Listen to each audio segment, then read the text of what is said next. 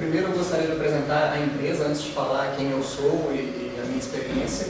A empresa, na verdade, vocês estão vendo no folhetinho Alamo, o Ítalo também falou da Alamo, que ele já conhece de algum tempo, mas a Alamo ela é uma empresa de tecnologia que está se juntando a uma empresa de engenharia para criar a Imago. A gente é tão recente que a logo ainda não está pronta e tudo, mas a ideia é oferecer o gerenciamento global com consultoria, tecnologia da informação, engenharia, projetos, gerenciamento de construção. Tá? Então a gente se juntou com uma empresa parceira que já trabalha com a gente há bastante tempo para oferecer a solução completa, além do software store, a parte também de engenharia, consultoria, gerenciamento e desenvolvimento dos projetos. Legal? Então, eu sou Augusto Briguente, CTO na Imago. O que é CTO? Né? Eu não gosto das letrinhas, a Flávia briga comigo, mas diretor de tecnologia. Sou eu quem cuido do desenvolvimento do software e eu sou responsável pelo desenvolvimento do store desde o embrião dele, há bastante tempo atrás. Eu sou formado em Engenharia de Controle e Automação pelo FMG, também sou engenheiro, conheço de engenharia e conheço de tecnologia para fazer essa ponte. Sou certificado em Gerenciamento de Projetos pelo PMI, fiz o curso aqui no IETEC, foi a minha experiência aqui para conseguir a certificação, e eu atualmente estou cursando MBA em Engenharia e Inovação. A gente trouxe como convidado o Lupércio, eu não vou fazer a apresentação dele aqui, ele vai... eu vou primeiro passar para vocês alguns dos conceitos que a gente usa e que o Store implementa como ferramenta, e o Lupércio vai passar alguns exemplos, alguns casos da vivência diária dele, que eu acho que pode ser bastante rico para vocês verem a aplicação, a prática disso. O Lupércio é coordenador de engenharia na Anglo-América, formado pela PUC em mecatrônica, certificado em gerenciamento de projetos pelo PMI, tem MBA em tecnologia da informação aplicada à gestão estratégica de negócios. Legal? Então, vamos lá. Quais são os objetivos dessa nossa conversa aqui hoje? Primeiro, mostrar para vocês fluxos de processos em projetos de engenharia, tá? Com a aplicação da ferramenta Store, e, em seguida, experiências e exemplos de aplicação do Store no ciclo de vida de projetos, com alguns casos ocorridos recentemente na Anglo-América. Né?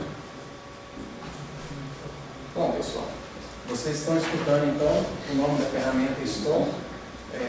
A ideia do Store é integrar os projetos de engenharia, centralizar todas as informações em um único local, interagindo com outros sistemas e outros processos, para que a engenharia não seja uma caixinha só dentro do processo como um todo. Tá? A gente entende que o processo parte do planejamento, depois do projeto, apontamento de horas, controle de documentação, gerência de compras, se é integrado com um bom ERP, assim como na parte de logística. Depois a gente tem montagem almoxarifado, um sistema de gerenciamento de almoxarifado, o comissionamento do projeto, a ativação e a manutenção. Esse é o ciclo, por onde passa um projeto, só que tem uma coisinha aqui no meio, que é a EAP do projeto, a estrutura analítica de projetos, que a gente vê, e ela é muito forte aqui na parte de planejamento, que gera as redes de atividades, o cronograma e tudo, mas a gente entende que a EAP tem que ligar esse projeto do início ao final. Ela tem que ser uma linguagem única para conectar todas essas partes.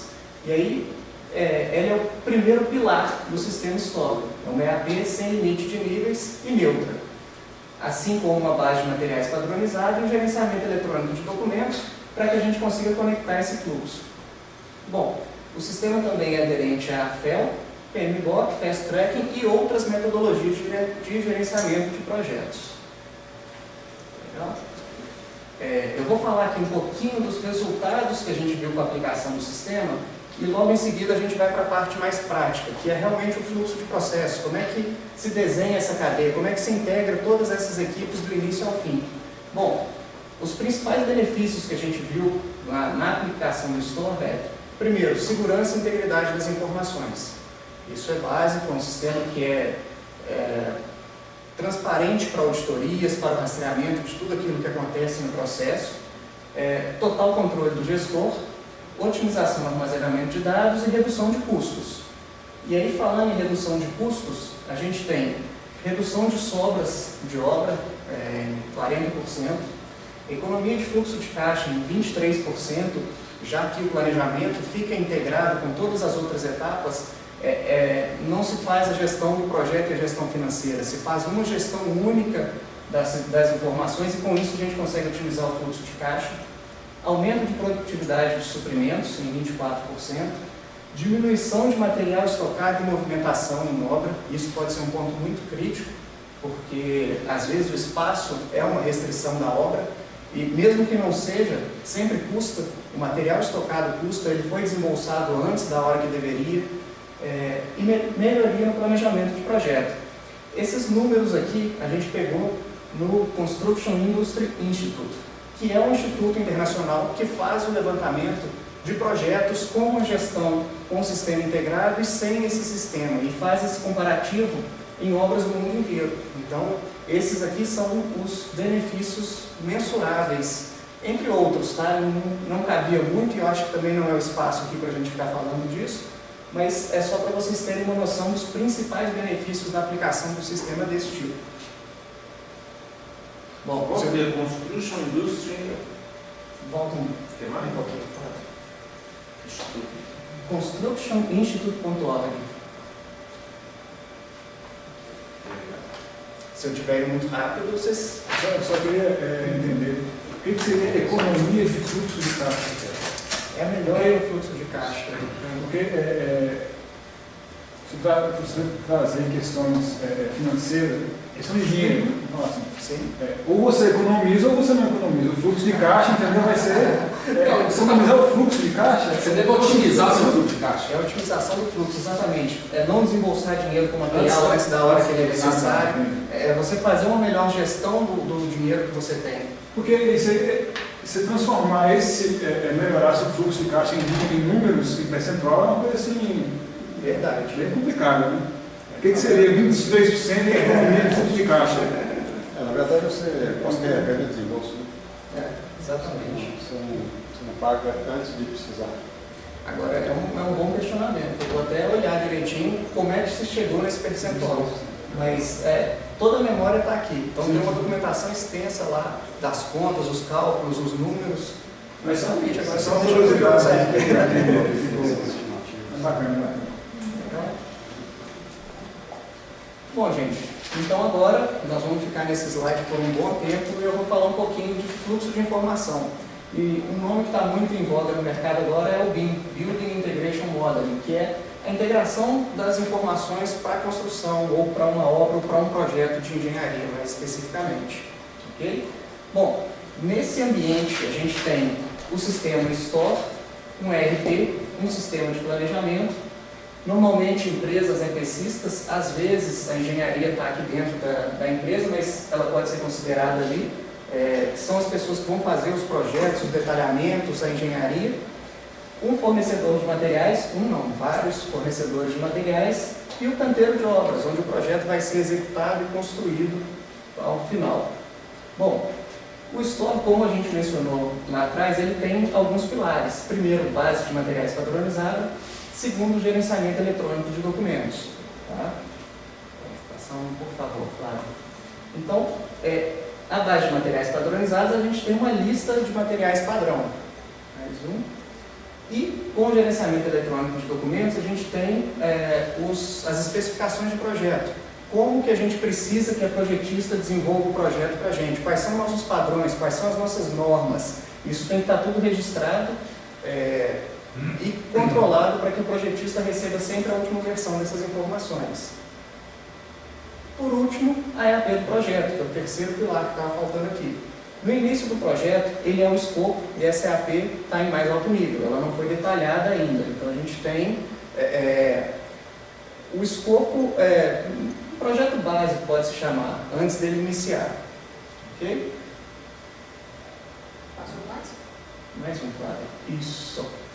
Então, como a gente tem essas informações no repositório central, essas informações vão para os EPCistas e vai para a equipe de controle de custos, que também trabalha integrado aqui dentro do sistema.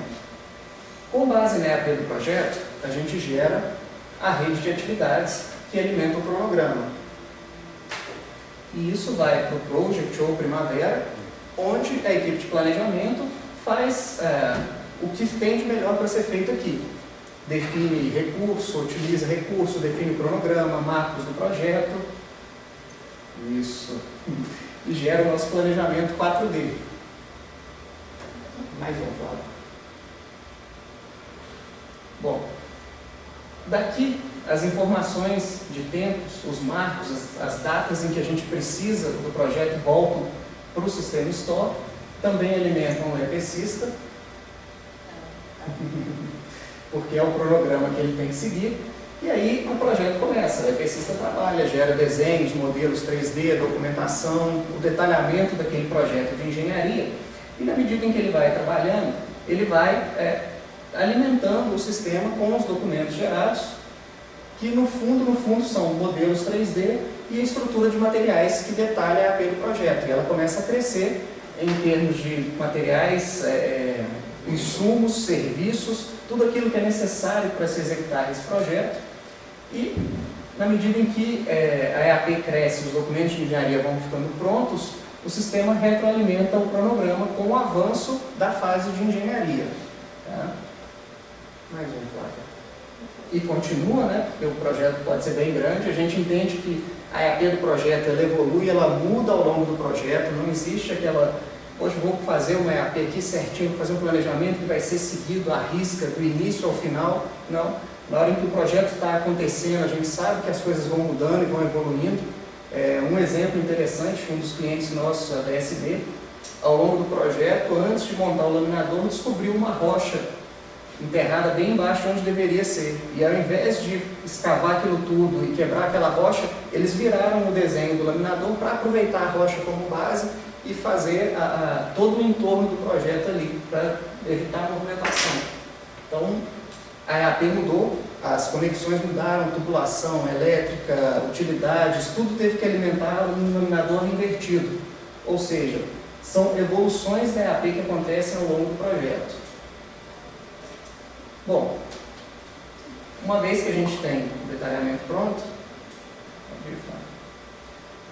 a gente tem que fazer agora a parte de requisição de materiais. Então, dados os tempos em que a gente precisa dos materiais, a lista de materiais que a gente tem, que sai da EAP do projeto, mais um, aí você economiza o fluxo de caixa. Exatamente. Você sabe quando você precisa, você sabe o material que você precisa, e aí você gera e coloca o pedido de compra na ordem certa. Automaticamente o sistema gera as necessidades de compra e envia para o ERP. De novo, o ERP sabe fazer bem feita a parte de suprimentos, a parte contábil, controle. A gente tem aqui as necessidades de engenharia que são passadas para ele. Lá dentro, as necessidades viram pedidos através de licitação, ou através de cotações, enfim. Cada um define o seu processo e acerta direitinho, até que a gente tem um pedido de compras que define quem é o ganhador, que recebe esse pedido e gera as listas de embarque de materiais. Bom, nesse ponto, a gente tem que voltar lá na EAP do projeto e cruzar as listas de materiais com as necessidades de compra, ou seja, o fornecedor vai me entregar realmente o que eu estou pedindo, e com a EAP do projeto. O que eu pedi, o que ele vai me entregar, está de acordo com o que foi projetado, com o que foi desenhado lá no início. Bom, a gente vai ter um exemplo interessante disso, eu não vou adiantar não, né, Lucas? Cenas do próximo capítulo. Bom, uma vez validado, o fornecedor trabalha, faz a entrega dele. Mais um, isso. Mais um. E a gente recebe esse material. Bom, esse material tem que ser armazenado no almoxarifado, identificado de tal maneira que a gente saiba para onde ele foi comprado, quem foi comprado e para que a gente tenha as informações de rastreabilidade. Se vocês separarem, a gente tem, desde que o projetista começou a trabalhar e definiu uma lista de materiais, isso virou uma necessidade de compras, que elegeu um fornecedor, que teve um embarque e que tem um material armazenado no almoxarifado. Então, em qualquer ponto dessa cadeia, a gente consegue rastrear todas essas informações, do início até o final. Se você pegar um material, se a gente pegar alguns materiais que são comuns, várias áreas de projeto usam o mesmo material, por exemplo, como é que você sabe que a área A comprou o material na hora certa e que aquele material que está no almoxarifado é dessa área? Só se você tiver como rastrear e vincular o material do almoxarifado lá no projeto. E qual que é o segredo para isso tudo funcionar? é EAP. Não tem mistério, não é mágica, não tem nada do outro mundo. Desde que a gente siga um EAP e ela seja a base para o projetista, para a compra, para o fornecedor, para o embarque, para a estocagem do material, a gente consegue ligar isso tudo e acompanhar esse fluxo do início até o final. Bom, quando a obra precisa do material, ela gera uma requisição que faz essa checagem. Olha, eu tenho material para montar essa parte do projeto, você tem direito a montar essa parte do projeto agora com base no cronograma? Se isso tudo for verdade, o sistema libera automaticamente aquele material que vai para a obra, e isso realimenta o cronograma agora na parte de montagem e prontidão do sistema. A partir daí tem mais uma etapa que não está ilustrada nessa figura, que é o comissionamento. De novo, comissiona os equipamentos com base em especificações e em detalhamento que os projetistas fizeram para carga e para aquela operação. E aí, isso é mais uma informação que é armazenada na base, vinculada de novo com a EAP do projeto. Ufa, acho que eu falei muito rápido, viu? Acho que eu nunca passei esses slides tão depressa assim. Não. Alguma dúvida, pessoal? Alguma coisa? Eu estou sentindo que foi bem intensivo aqui. Ficou tranquilo para todo mundo? Só uma pergunta. Quando lá nos projetos, a gestão ali do planejamento, isso era feito lá na aula ou era feito? No nosso caso, não é feito dentro da aula. A equipe é grande? Não, geralmente, você fala de planejamento? A equipe que administra esse planejamento aí. Só a parte de planejamento ali, geralmente é um por projeto. Aquilo ali é essencial, né? Assim, à medida que o projeto vai caminhando, você tem que atualizar os dados para atualizar as ordens de compra, coisa do tipo. É um planejador, no nosso caso é um planejador por projeto. No caso da VSP, acho que foram 3 planejadores, né? A obra inteira. Foi. A vantagem que tem aí é que quando você não trabalha de forma integrada, você tem que atualizar o planejamento manual, né? O cara tem que ficar ligando, e aí, comprou, não comprou, fez o desenho, não fez o desenho. Usando esse sistema aí, integrado, o sistema realimenta o cronograma de forma automática. Então, um planejador só ele consegue varrer a estrutura toda e me falar se a engenharia está pronta, se foi comprado o material, se não foi, que dia que chega. Isso tudo vem do RP, cara. Acho que o foco aí principal não é nem a questão de quantidade de equipe grande de planejamento, mas sim de suprimentos. O suprimento tem que ser pessoal capacitado e bem orientado na forma de fazer suprimentos, tanto na parte de aquisição, quanto na parte de almoxarifado, que eu considero assim uma equipe só, né, um setor só, suprimentos vinculados ao almoxarifado.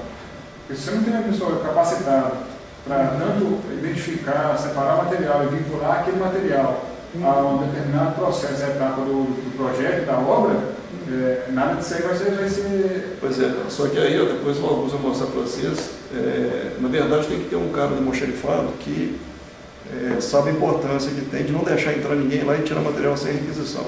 Só isso, o resto o sistema faz sozinho. Não pode ganhar no grito. Não pode ganhar no grito, exatamente, porque se o material está reservado, o sistema controla a reserva toda. Eu sei que aquele parafusinho vai ser montado na posição 10 daquele desenho que está naquela EAP, naquela posição. Então, se você deixar uma pessoa ir lá e tirar esse material sem a requisição, a hora que o dono real for lá buscar aquilo, ele não consegue. É o que a gente chama de canibalismo de obra, né? Que quase não acontece. Mas uma outra situação, só para a gente aproveitar que você está nesse gancho. A requisição ela é feita pelo próprio sistema ali. Não. Ela é feita porque... A requisição... Pois é, mas quem vai fazer essa requisição? Todo mundo da equipe de montagem. Tá. No caso aí, em questão a gente já fez em vários projetos, a gente fez várias experiências.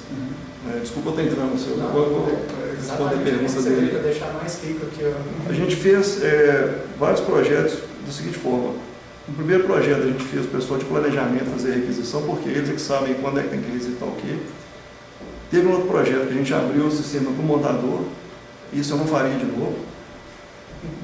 Montador, você fala o empreiteiro. O empreiteiro, porque aí o empreiteiro começa a ver um tanto de coisa que ele não pode ver e começa a querer usar coisas que ele está enxergando ali a favor dele. Então a gente teve problemas no caso, por exemplo, do Valoreg lá, do sujeito conseguir identificar que tinha material preso no porto seco, que a gente tinha um porto seco dentro da obra, que era uma obra muito grande, e para não ter problema de desembaraço com o legário, montou-se um porto seco com a receita dentro da obra, e o material chegava, entrava para dentro da receita do porto seco ali, que era uma área da Receita Federal, e ninguém podia entrar lá. Então o material entrava, a gente tinha o controle de que tinha entrado e tal, e o fiscal da Receita que fazia a liberação. E se tivesse algum problema, o material ficasse travado, eles conseguiram identificar isso no sistema e começavam a pedir aquele material. Para quê? Para justificar o atraso. Então, eu não consegui atender isso aqui porque você não entregou tal coisa. Falei, cara, mas tem 1 milhão de coisas para você fazer, isso aqui é aquilo, não precisa daquilo. A gente começou a identificar que eles estavam indo lá no sistema, aprenderam a mexer no sistema muito rápido e começaram a identificar esses gaps. Aí a gente pegou e cortou o barato deles lá. Ah, não, vocês vão seguir o planejamento. Aí voltou a requisição do planejamento. Você estava pedindo fora da sequência? Falou, não, nós temos que montar aquilo ali porque o outro lado é problema. Inventava 1 milhão de desculpas. Mas aí, então, na experiência de vocês, qual seria o requisitante mais eficiente? O requisito mais eficiente, até hoje, que a gente já testou, é o pessoal de planejamento, ou então a gente ter um responsável pela gestão de materiais, que a gente chama de técnico de materiais, que esse cara é o cara que consegue ligar a engenharia com a obra. O cara fica antenado com aquilo ali, o que já ficou pronto, o que não ficou, conversa com o planejamento, vê qual frente de trabalho que pode liberar, qual que não pode. E esse cara que vai fazer o controle ali do que ele pode entregar, fazer a requisição e entregar para o montador ou não. Mas isso aí também, de qualquer forma, antes disso daí, o planejamento tem que estar atualizado. Exatamente. Senão, Mas na verdade, várias em cadeia, né? Se você está numa xerifada, o planejamento foi atualizado.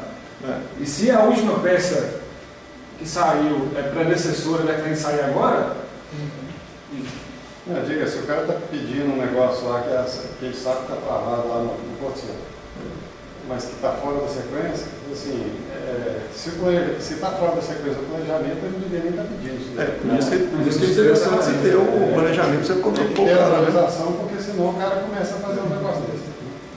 Mas aí começa, nem entra as coisas que você não previa. Choveu, ele inundou um negócio, atolou o guindaste lá, você não consegue chegar com o material lá naquela frente. Aí você começa, tem que analisar qual frente que eu vou atacar agora. Aquela frente ali aconteceu um imprevisto lá, um risco desconhecido. Né? A gente não conseguiu atuar naquela frente, aí, vamos ver qual frente nós vamos atuar agora. Se você deixar isso na mão do montador, ele vai querer atuar numa frente que você não tem material para entregar. Então é preferível você fazer essa análise, falar assim, não, agora você vai montar essa frente aqui, você vai lá, requisita o material, entrega para ele, entrega o projeto, e fala assim, o projeto está aqui, o material está aqui, você não tem que pedir mais nada, executa o seu trabalho aí. Gente, eu não queria dar nenhuma dica não, mas vai ter uma perguntinha lá no final, e eu acho que essa discussão agora foi, para quem anotou, para quem estava antenado aí, vai sair rapidinho, hein? Olha, então você não fica bravo comigo não, hein? Dá essa dica para a turma. Vai cair na prova. Tranquilo, pessoal? Lupécio, eu acho que agora é a sua vez. Passa mais um pouco. Aí. Então agora eu vou passar o bastão oficialmente. Vamos trocar de palhaço de novo. Primeiro, eu queria agradecer aí o convite do pessoal lá do Augusto, da Flávia, do Ítalo aí, do nome do ETEC, agradecer o convite. Para mim sempre foi possível, eu gosto muito de participar desse tipo de coisa, trocar experiência, né, com os profissionais, acho que isso é importante.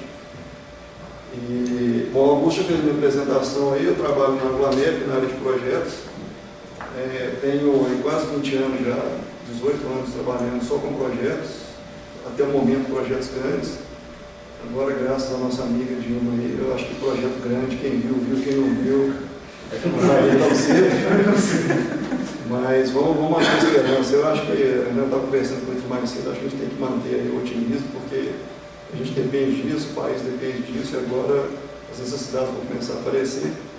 E a gente vai ter que tocar esse barco aí. Então vamos lá, gente. Vou tentar passar de forma rápida aqui alguns exemplos que o Augusto pediu para levantar. Se eu fosse contar a história para vocês, eu ia ficar aqui até a semana que vem, de todos os problemas que a gente enfrentou e tal.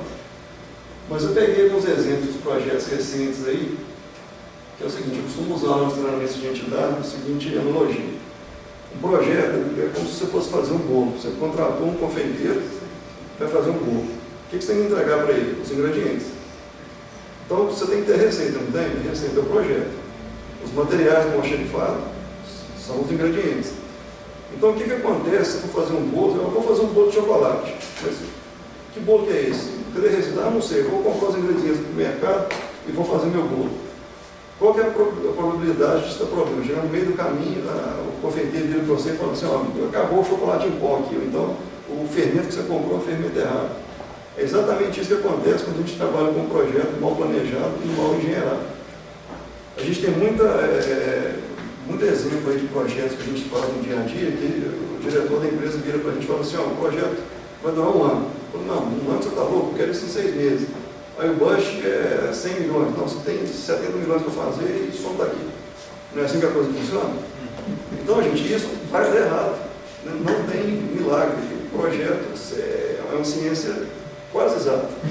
Né? Mas a gente tem os processos, a gente tem os caminhos, aí, as melhores práticas para seguir, e se a gente não seguir, vai dar errado. Tem N casos para mostrar para vocês aqui, de projetos que a gente foi fazendo, bem lá, eu sou o cara, sou engenheiro, eu faço. E eu compro o cartão de crédito da empresa, mando entregar, e tiro dinheiro do bolso, mando comprar parafuso lá. Um monte de exemplo para contar para vocês, mas a coisa não funciona. É por isso que tem o BMI, por isso que tem o PMBOK, por isso que tem as melhores práticas, por isso que tem a experiência das pessoas. Porque se a gente for fazer no peito, não sai. Então, aqui, esse exemplo aqui, por exemplo, foi um transportador de correio que a gente comprou com um projeto nosso lá. Isso aqui não é também específico do transportador de correio. Em 100% dos embarques que recebem de equipamento nosso, a gente teve problema. Por quê? Porque igual a gente está fazendo um projeto no sufoco, os fornecedores também estão no sufoco. Ninguém tem gordura para queimar mais. Então tudo é feito às pressas, na correria, com redução de custo, com redução de pessoas. Então vai acontecer problema. E quando acontece um problema de falta de recebimento de material na obra, quem paga por isso é o cliente, no nosso caso, lá no América. Por quê? Porque a obra vai atrasar, é a nossa. Eu vou ter que pagar o montador barato, eu vou ter que pagar claim no final do projeto. E quem mexe no projeto aqui sabe que claim não é brincadeira, né? Tem claim aí que pega 30%, 40% do orçamento do projeto. Tem claim que quebra a empresa. E o que é o claim? Aparece um claim gigantesco que quebra a empresa? Não. O claim é o quê? São pequenas coisas que os fornecedores vão juntando ali durante o projeto. Muitas vezes o cliente nem sabe que está fazendo isso. Ele vai juntando aquilo e documentando aquilo tudo, chega no final do projeto, te apresenta um claim, um book de comprovações dessa grossura, de coisas que ele coletou durante o projeto, e te faz uma cobrança, pode até em vias judiciais. Então, se a gente não tiver muito bem documentado, muito bem calçado pela informação que acontece durante o projeto, isso aqui pode ser um susto muito grande para quem trabalha com o projeto. Então, nesse caso aqui, foi um transportador, isso aqui é um pedacinho do relatório que o Store gera, que faz justamente isso que eu falei com vocês. Ele compara a receita de bolo com o ingrediente que eu tenho na mão. Então, o que eu estou mostrando aqui? A quantidade que o projeto pede, até a nível de material. Então, até a nível de porta, parafuso, o resto, isso é uma coisa sensacional, que ajuda demais a gente. A gente tem lá o banco de dados padrão de materiais, que a aula disponibiliza para os projetistas trabalharem. E eu sei quantos parafusos, quantas portas, quantas arruelas eu vou gastar para montar todo o equipamento. Então, quando o fornecedor de transportador de correio acabou de fazer os checklists e enviou isso para a gente cruza isso com a IAP do projeto, com alguns com o seu processo, e o sistema me fala que você precisava de 2 guias laterais, só te entregou 1. Você precisava de 2, entregou 1. Precisava de 24, só te entregou 2. Isso aqui, gente, acontece em 99,9% dos equipamentos que a gente recebe. Antigamente, a gente descobria isso aqui quando? Na hora que começava a montar.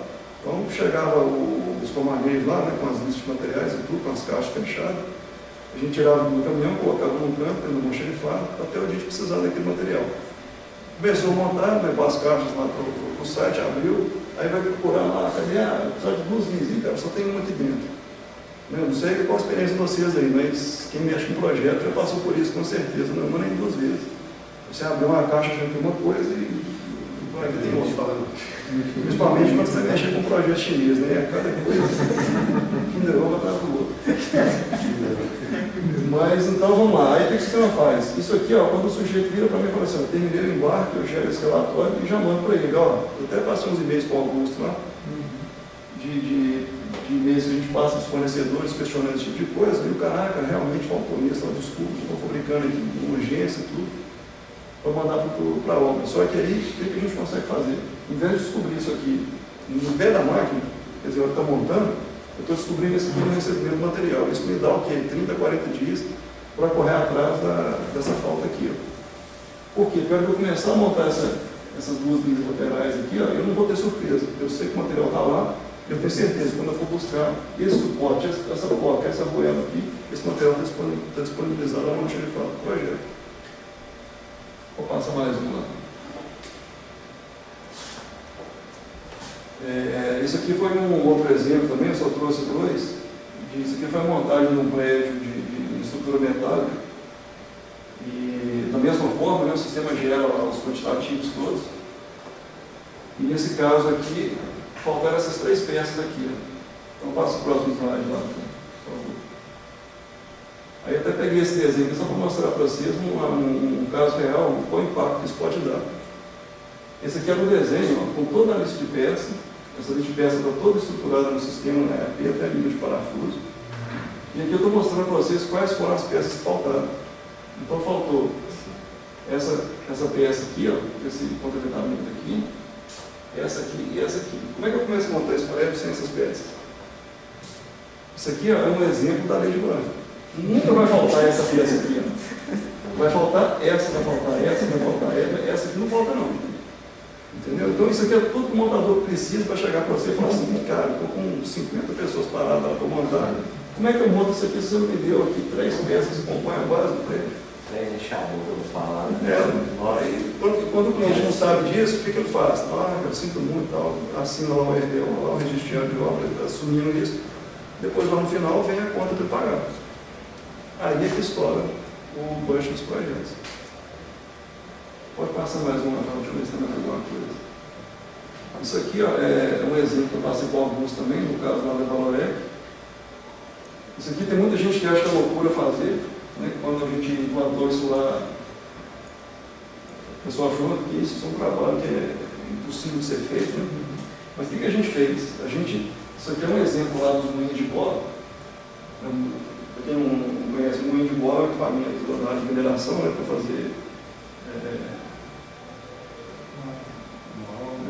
para poder consumir o minério, para poder quebrar o minério. E ele vem todo desmontado. Ele vem todo como se fosse um Lego, né? Vem todo desmontado. E a gente identifica e cadastra a estrutura na WPS, na ERP, todas as peças e etiqueta peça por peça. E cria reserva no almoxarifado de peça por peça. Código de barra? Tudo. E aí, na verdade, quando o fornecedor manda o projeto dele, você cadastra a lista de materiais do fornecedor. A gente tem duas opções, né? Volta mais um lá, mais um. Aqui, ó. Esse caso aqui, ó, esse desenho é um desenho de um fornecedor que ele fez o projeto para a gente. Nesse caso, a gente foi lá e deu treinamento para ele fazer a estrutura, porque ele conhece o equipamento dele, no caso que é um prédio, né? Isso aqui eu posso até falar o nome para vocês, foi um projeto de sucesso, embora tenha acontecido isso aqui, a gente conseguiu pegar antes, então a gente fabricou as peças rapidinho, e 3, 4 dias depois estava lá.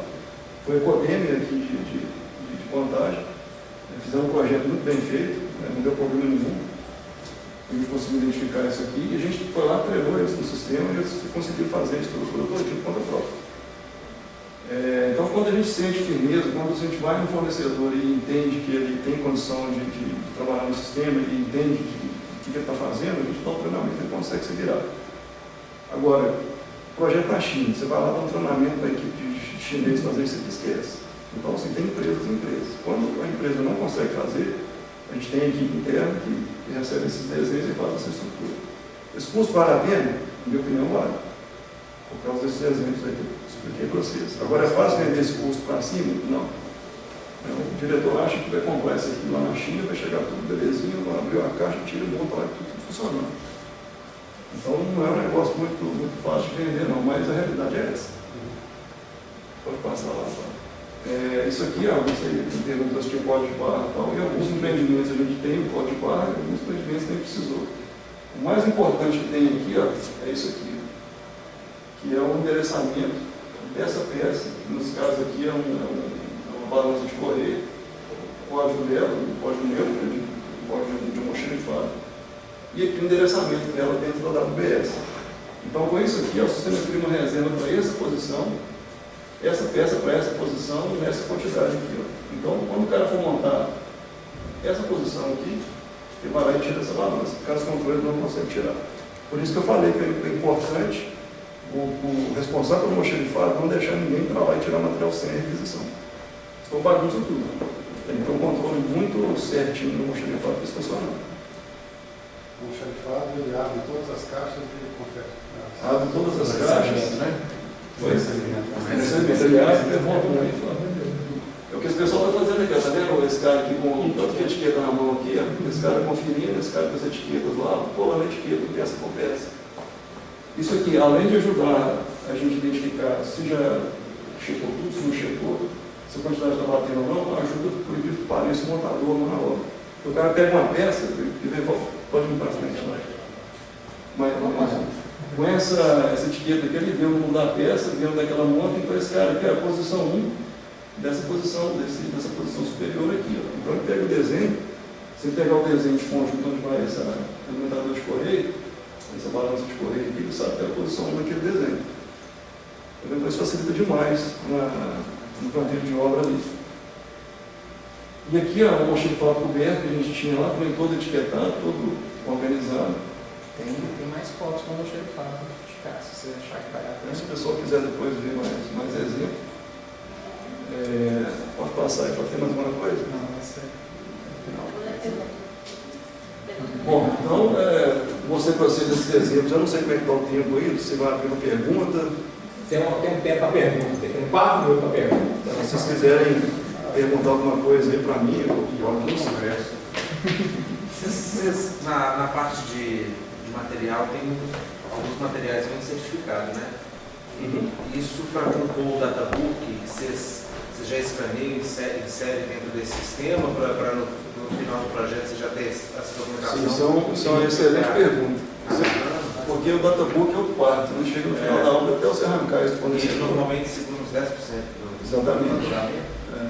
Então o que a gente faz aqui? Durante o projeto, como a gente vai quebrando o equipamento até no nível de parafuso, então por exemplo, se eu tenho lá um item lá que é certificado, eu tenho que receber uma série de documentações. Durante o projeto, eu vou recebendo, eu vou colocando aquele documento lá dentro daquele item na WBS.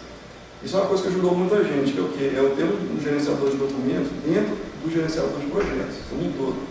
Porque a gente já tentou fazer projeto no passado usando vários sistemas de GED, né, só o gestor de documento, e na hora de você cruzar isso com a WBS, você poder fazer os planejamentos, fazer a gestão de engenharia, não para. Então, quando você trabalha com o sistema integrado dessa forma, né, que eles chamam lá de PLM, quando o documento vai junto com os itens dentro da WBS, fica muito mais tranquilo a gente cercar esse tipo de coisa.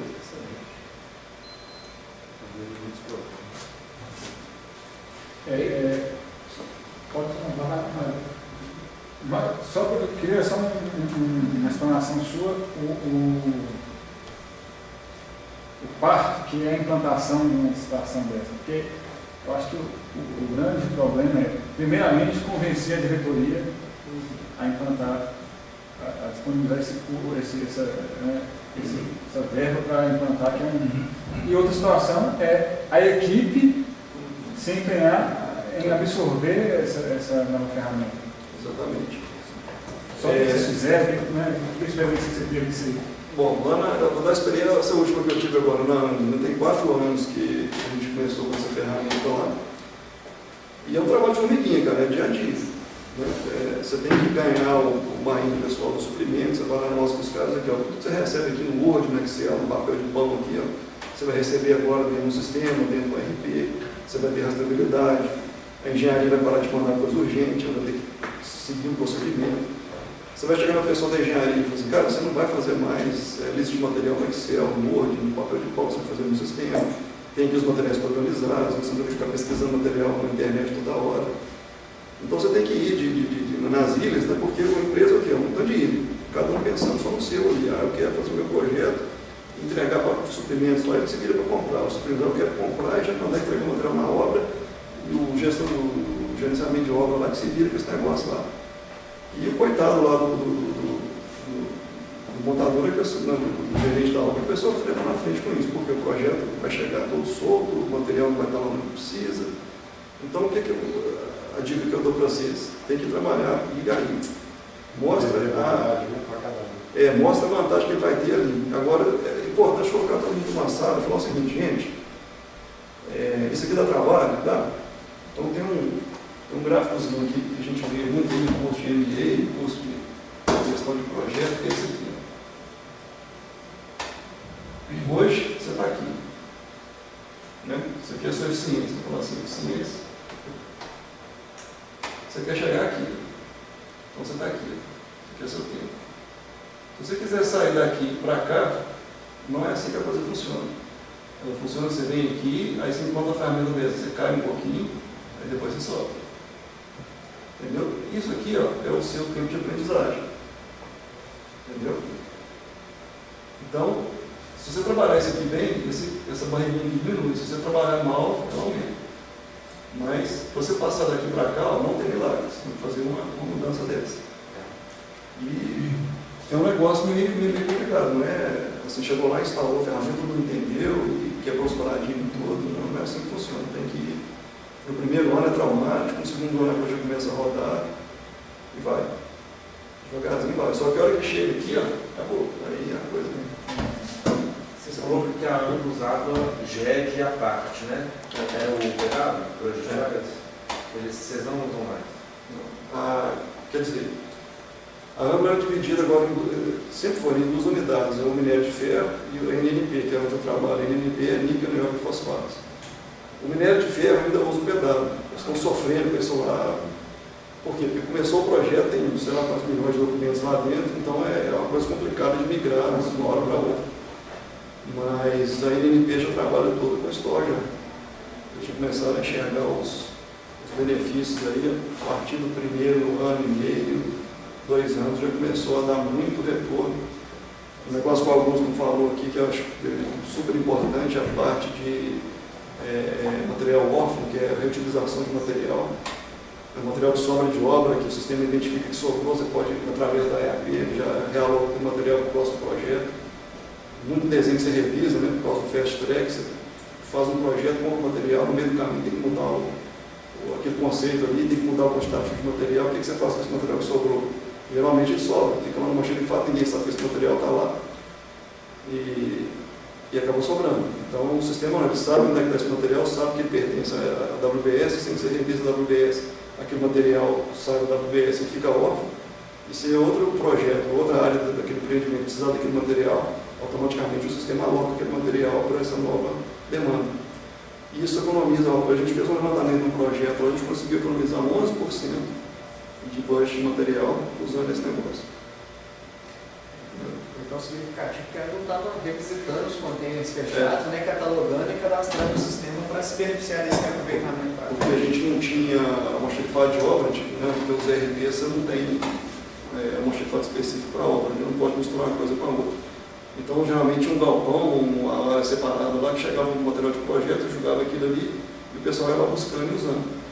Chegou no final da obra, sobrou um tanto de coisa e enfiava no galpão fechado. Aí, outro projeto, sobrou um tanto de coisa e enfiava no galpão fechado. Aí chegou um ponto que tinha material para montar 2 usinas. Então, mais ou menos por aí. E esse programa tem backup? E o backup, a responsabilidade dele é do Olha, tem as duas experiências. Na Valorec a gente rodava o sistema interno, a gente que administrava. Na AMBA a gente já está rodando com ele nas nuvens, que é a responsabilidade deles. Eles têm um político de backup. É do conta deles. A experiência minha é o seguinte, é melhor rodar nas nuvens, por quê? Porque eles conhecem a aplicação, qualquer problema que dá, eles resolvem fácil. E lá na Valorec a gente tinha muito problema, porque dava um problema, o pessoal do RPDS que tentava arrumar, estragava mais ainda, aí acionava eles lá depois que o negócio já tinha virado uma salada de fruta, aí demorava para voltar. Lá não, eu tenho um contrato com eles, com a SLA bem apertado, e a hora que dá problema eu ligo para o Augusto, não chamaram os Augusto, o reloginho está correndo. Daqui a pouco chega a notificação para vocês aí, rapidinho a coisa funciona. E ele é adquirido por login? Tem limite de usuários? Eu conheço.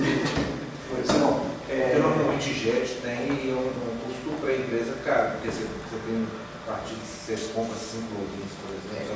Na verdade, quando ele está rodando nas nuvens, o contrato que a gente faz é de usuário por mês, usuário ativo por mês. Então, o usuário que acessou o sistema naquele mês, no final do mês a gente gera um relatório e fala, ó, esse mês foram tantos usuários, se quiser o extrato detalhado, fulano, ciclano, beltrano, tais dias, tais datas, tá aqui, esse é o valor, e a gente tem... Deve ser internamente eles que devem decidir Isso. os usuários. Exatamente. E a gente só precisa combinar algumas coisas, por exemplo, um volume mínimo, e se houver uma expansão, uma previsão de projeto novo, você precisa usar a gente com alguma antecedência para não ter surpresa, a gente conseguir dimensionar direitinho o hardware dos equipamentos. Legal? Encerrando. Bom, gente, muito obrigado. Acho que foi uma conversa bem interessante. O nosso tempo acabou, acabei de ser notificado ali. Se ficou alguma dúvida, se tiver mais alguma questão, a gente pode continuar conversando. Vocês têm meu contato, a Flávia passou para vocês, né?